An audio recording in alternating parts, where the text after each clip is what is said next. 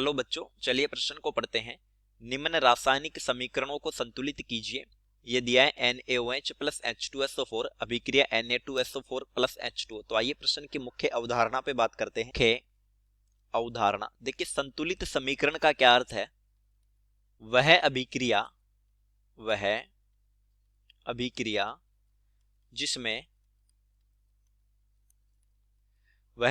जिसमें उपस्थित परमाणुओं की संख्या, उपस्थित यानी अभिक्रिया में शामिल परमाणु, तो उपस्थित परमाणुओं की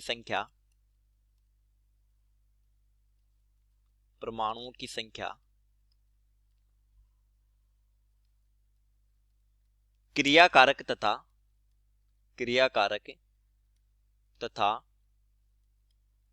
उत्पाद दोनों तरफ समान हो संतुलित समीकरण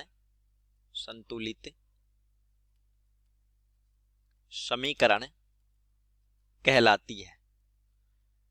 संतुलित समीकरण कहलाती है। तो देखिए, हमसे प्रश्न में समीकरण दी है NaOH प्लस H2SO4 अभिक्रिया Na2SO4 प्लस H2O। अब देखिए, NaOH तथा H2SO4 है क्रियाकारक और Na2SO4 H2O है उत्पाद। तो दोनों तरफ परमाणुओं की संख्या देखते हैं। सोडियम, क्रियाकारकों की तरफ सोडियम की संख्या दी है 1, उत्पाद की तरफ है 2, तो सोडियम असंतुलित है। ऑक्सीजन की संख्या क्रियाकारकों की तरफ है NaOH में 1, H2SO4 में 4, तो 5, उत्पाद की तरफ है Na2SO4 4 और H2O 1, 5, तो उत्पाद की तरफ भी 5 है, यह संतुलित है।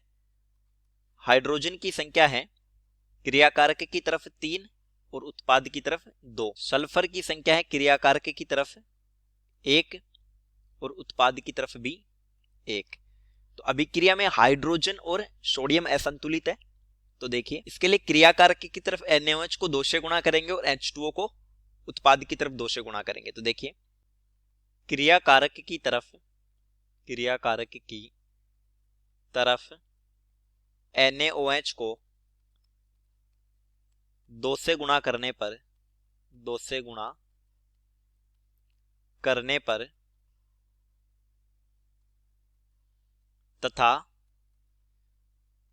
उत्पाद की तरफ H2O को 2 से गुणा करने पर संतुलित समीकरण प्राप्त होगी। संतुलित समीकरण प्राप्त होगी। तो लिखते हैं संतुलित समीकरण को। 2NaOH प्लस H2SO4 अभिक्रिया Na2SO4 प्लस 2H2O। अब देखते हैं, अब क्रियाकारक की तरफ सोडियम की संख्या हो जाती है 2 और उत्पाद की तरफ भी 2। ऑक्सीजन की संख्या हो जाती है 2 और 4 6, उत्पाद की तरफ भी हो जाती है Na2SO4 में 4 और 2H2O यानी 2, 6। हाइड्रोजन की संख्या हो जाती है 2 और 2 4 और इधर भी 2H2O 4 हो जाती है। सल्फर की संख्या H2SO4 में 1 है तो इधर 1 हो जाएगी और Na2SO4 में भी 1 है तो इधर उत्पाद में भी 1 हो जाएगी। तो अब सभी परमाणु संतुलित हो गए। चलिए, उम्मीद करता हूं प्रश्न समझ आया होगा। धन्यवाद।